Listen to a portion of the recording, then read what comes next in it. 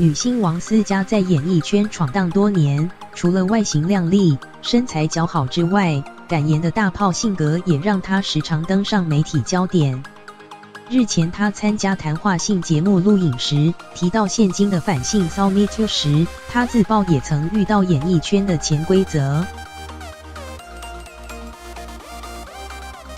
王思佳日前在上河赌林和郭敬淳主持的《命运好好玩》分享，刚出道时曾接了一部戏剧，那时就有一位摄影师对她说，当下她听了满头问号，口头上回答说好，但其实没这样做。没想到几天后又遇到那位摄影师，对方又说这位摄影师连续2次要他去向那位某某人请教演技，这让王思佳还是不懂。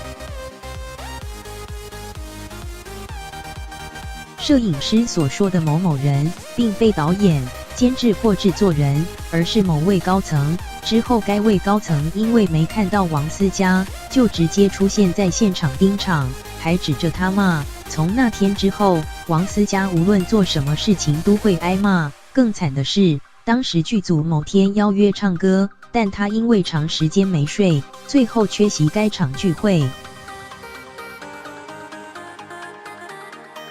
事后有听说，当天去的人一进去就被灌威士忌，但他说自己不喝酒，所以就没放心思在这样的交际应酬上，也没有企图心想利用潜规则上位。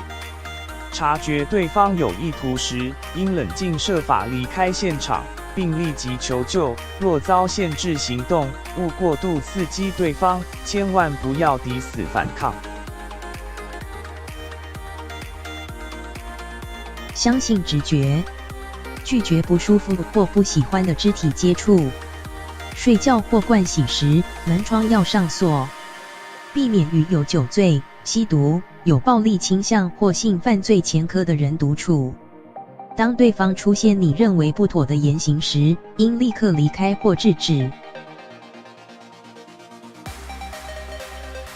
如遭，应立即报警与求助信任的人。